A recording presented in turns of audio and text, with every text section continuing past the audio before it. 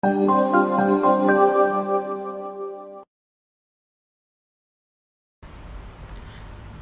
suatu kompetisi saya titik-titik. A. Yakin akan mengalahkan lawan-lawan saya. B. Hanya ikut jika ada peluang untuk menang. C. Berusaha mengalahkan lawan-lawan saya dengan mencari kelemahan mereka. D. Takut akan kekalahan. E. Berusaha memberikan yang terbaik dari diri saya apapun hasilnya nanti. Oke. Jadi yang namanya kompetisi itu harus menunjukkan keprofesionalisme ya, keprofesionalan ya.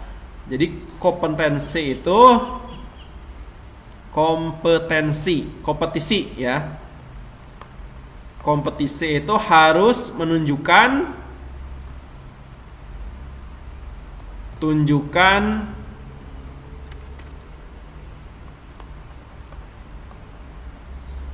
sikap profesional gitu ya.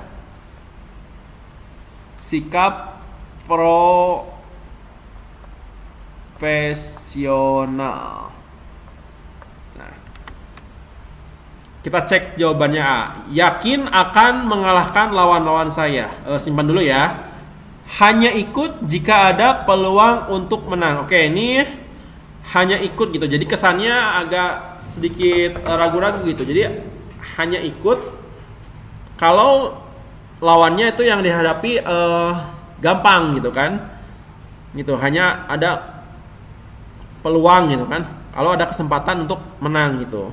Coba yang C, berusaha mengalahkan lawan-lawan saya dengan mencari kelemahan mereka. Oke, yang ini coba, berusaha memberikan hasil yang terbaik dari diri saya apapun hasilnya nanti. Nah ini harusnya ya yang poinnya tinggi gitu, atau pilihan yang tepat ya.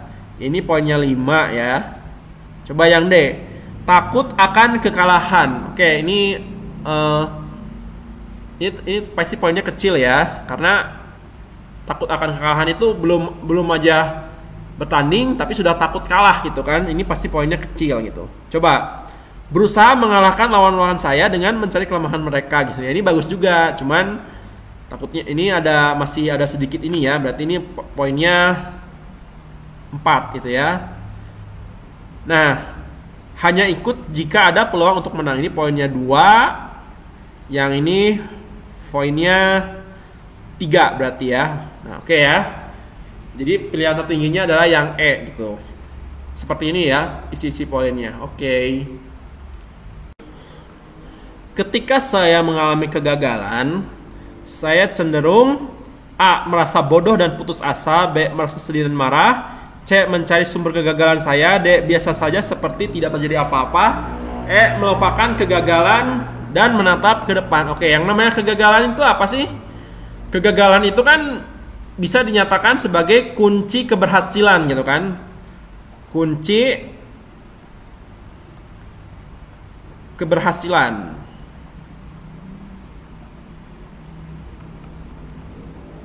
Atau bisa dikatakan kunci keberhasilan atau kesuksesan yang tertunda ya. Kesuksesan yang tertunda. Nah, ketika saya mengalami kegagalan, saya cenderung A. merasa bodoh dan putus asa. Ini poinnya pasti sama-sama kecil ya. Yang B. merasa sedih dan marah. Oke. Yang A ini merasa bodoh dan putus asa, dan yang B merasa sedih dan marah. Ini sama-sama negatif, tapi yang B ini setidaknya lebih baik ya. Berarti ini bodoh dan putus asa gitu. Kalau putus asa itu artinya ya tidak mau mencoba bangkit lagi gitu kan, tidak mau berusaha bangkit lagi gitu. Karena ada putus asa, berarti ini poinnya paling kecil ya. Nah, merasa sedih dan marah ini, marah lebih baik gitu setidaknya daripada putus asa gitu kan. Berarti ini poinnya 2 ya, mungkin kisaran 2. Nah, yang C, coba mencari sumber kegagalan saya. Nah, ini ya poinnya terbaik gitu kan. Harusnya poinnya 5 gitu ini. Yang C ini poinnya 5 gitu. Coba yang D, biasa saja seperti tidak terjadi apa-apa. Oke. biasa saja, tidak terjadi apa-apa. Kita coba cek lagi yang dulu. Melupakan kegagalan dan menatap ke depan. Oke, ini bagus juga gitu. Tapi ini mencari sumber kegagalan saya ini menurut saya yang paling tinggi ya. Gitu, artinya kita introspeksi diri lah istilahnya gitu kan. Sumbernya apa gitu kan. Pertama sumbernya apa, baru nanti setelah ketemu sumbernya baru kita hilangkan gitu kan kegagalannya gitu. Berarti ini poinnya 4, yang ini poinnya 3 ya. Oke, seperti ini ya. Kalau misalkan ada kesalahan dari penilaian poin ini, silakan teman-teman tulis di kolom komentar. Oke, menurut saya poinnya, urutan poinnya seperti ini ya. Oke. Di kantor saya ditugaskan di bagian pelayanan. Suatu hari ada seorang tamu yang sangat rewel. Saya akan A. melayani dengan malas-malasan, B. meminta teman lain untuk melayaninya, C. melayani seperti biasa dan memberikan yang terbaik, D. melaporkan kepada atasan, E. melakukan yang biasa saya lakukan dan tidak melayani yang tidak bisa saya lakukan. Oke.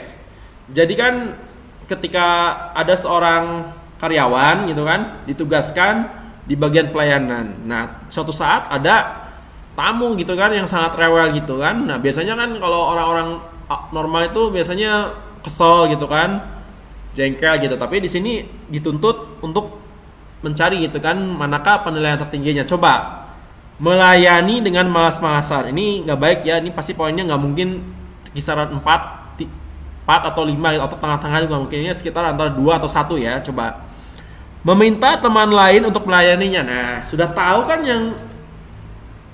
kan kamu ditugaskan gitu kan sama atasannya.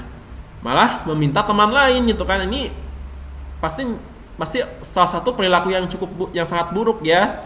Berarti ini harusnya poinnya kecil, 1 gitu kan.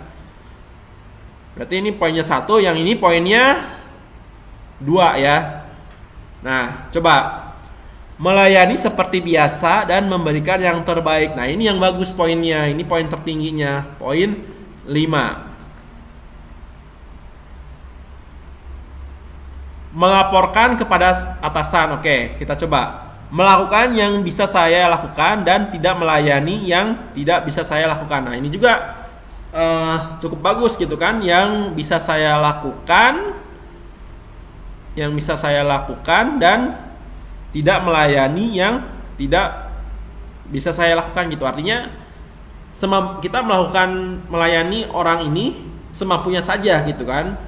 Tapi kalau misalkan tidak mampu ya mau nggak mau harus melaporkan kepada atasan. Berarti ini poinnya 4, yang ini poinnya 3 ya.